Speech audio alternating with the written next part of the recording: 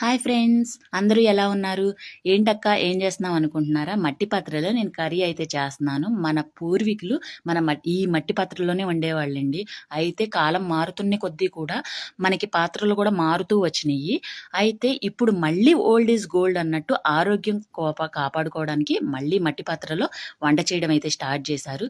నేను ఇక్కడ తీసుకోవడానికి వెళ్ళినప్పుడు చూడండి, ఇక్కడ తయారు చేస్తా చూడండి, ఇది వాటర్కి మనకి కుండ అనమాట. మనం ఫ్రిడ్జ్లో వాటర్ తాగడం కంటే కుండలో వాటర్ తాగడం చాలా ఆరోగ్యానికి మంచిది.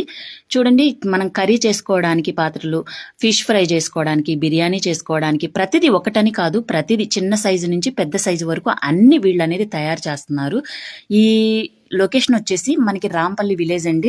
గట్కేసర్ దగ్గర నుంచి 4 కిలోమీటర్ల దూరంలో Rampalli village, government school opposite గల్లీలో వీళ్ళది అనేది ఉంటుంది. విల్ అనేది పేరు వచ్చేసి కౌకుట్ల మహేష్. తను వచ్చేసి ఈ కళ అనేది అంతరించిపోతుంది, తన పెద్దవాళ్ళు చేసేవాళ్ళు ఇప్పుడు ఎవరు పట్టించుకోవట్లేదు, దీన్ని తిరిగి నేననేది స్టార్ట్ చేస్తున్నాను, ఈ కళ అనేది గుర్తించాలి అందరూ అని చెప్పేసి స్టార్ట్ చేశాడు.